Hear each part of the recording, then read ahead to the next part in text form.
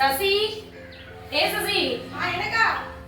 ஏம்மா கடவுளே, உன்கிட்ட என்னத்த சொல்ல? இந்த கேட்ட எத்தனை நாள் சொல்லியிருக்கேன் சசி, அடைச்சு போடு பிச்சு செடி அவ்வளவு வம்பா போயிட்டு. ஏக்கா நான் அடைச்சுதான் போடுறேன். எங்க அடைச்சு போடுதா? எந்த நேரமும் திறந்தா அடக்கு.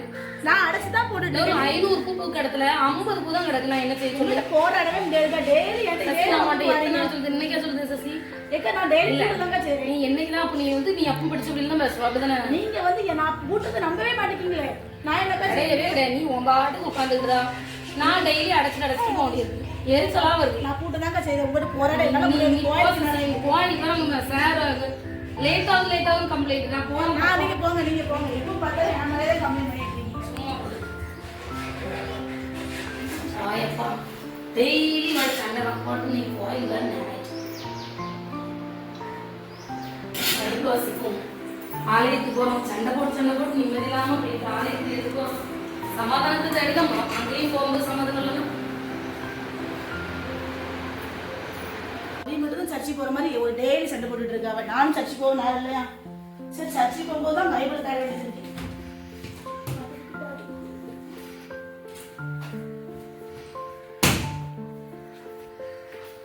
எத்தனாவது அதிகாரம் மத்திய 4 வாசனா.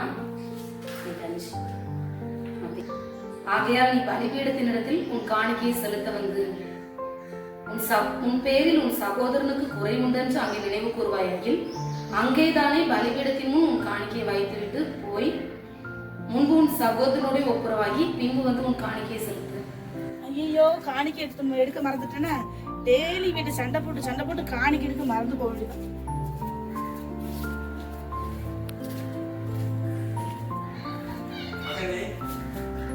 முன்பு உன் சகோதரியோடு ஒப்புரவாகி பின்பு உன் காணிக்கை போய் செலுத்து.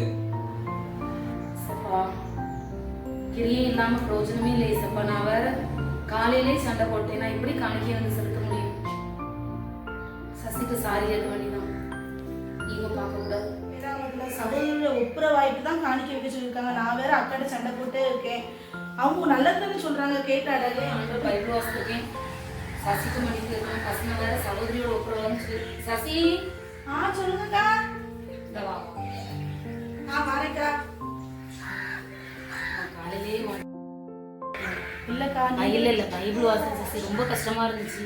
ஆமாக்கா நானும் காணிக்கை துட்டு எடுக்காம போயிட்டேன். அப்புறம் தான் ஏசப்பாவே பேசின மாதிரி இருந்துச்சு. நீங்களும் நல்லதெல்லாம் சகோதரியோட ஒப்புரவாகன்னு இருக்கு. சாரி சசி, இது நினைச்சுக்கிடாதேக்கா. நீங்களும் சாரிக்கா. நான் வந்து அவசரப்பட்டு பேசியிருந்தேங்க்கா. சாரிக்கா, மன்னிச்சுக்கோங்கக்கா. சரி வாங்க கோயில் போங்க. சரி போவோம், வா கோயில் போவோம். என்ன பிரியமானவர்களே, இப்போ இந்த வீடியோ நீங்கள் பார்த்துருப்பீங்க. இந்த வீடியோ மூலியமாக நம்ம ஒரு காரியம் கற்றுக்கொள்ளலாம். என்ன அப்படின்னா, உண்மையான அன்பு ஒருத்தரை மன்னிக்கிறது மூலியமா வெளிப்படுது. இதேதான் வேதமும் நமக்கு இயேசு கிறிஸ்துவின் அன்பை நமக்கு வெளிக்காட்டுகிறது. இதே போலதான் இயேசு கிறிஸ்து தன்னை மறுதலித்த பேதுருவை ஆண்டவர் மன்னிக்கிறார். எல்லாவற்றிற்கும் மேலாக தன்னை சிலுவையில் அறைந்த ஒவ்வொருவரையும் ஆண்டவர் மன்னித்து பிதாவே இவர்களுக்கு மன்னியும் என்று சொல்லி தன்னுடைய முழு அன்பையும் வெளிக்காட்டுகிறார். ஆகவேதான் மன்னிக்கிறது மூலமாக தான் ஒருவருக்கொருவர் அன்பை வெளிக்காட்ட முடியும். வேதம் சொல்லுகிறது, கொலோசையர் 3ஆம் அதிகாரம் 13ஆம் வசனத்துல, ஒருவன் பேரில் ஒருவர் குறைவு உண்டானால் கிறிஸ்து உங்களுக்கு மன்னித்தது போல நீங்களும் மன்னியுங்கள் என்று வேதம் சொல்கிறது. ஆகவே நம்ம சகோதர சகோதரிகள்கிட்ட அநேக நேரம் நமக்கு வாக்குவாதங்கள் இருக்கலாம், சண்டைகள், கோபங்கள், பொறாமைகள் இருக்கலாம். ஆனா எல்லாவற்றுக்கும் மேலாக நம் உண்மையாக அவர்களை நேசித்தோம் என்று சொன்னால் அவர்களை மன்னிக்கிறது நமக்கு மிகவும் எளிமையான ஒரு காரியமாக இருக்கும். ஒருவேளை இன்னுமே நீங்க உங்க சகோதர சகோதரியை மன்னிக்காம இருக்கிறீங்களா? நீங்க அவங்கள மன்னிச்சாதான் ஆண்டவர் உங்களை மன்னிப்பாருங்க.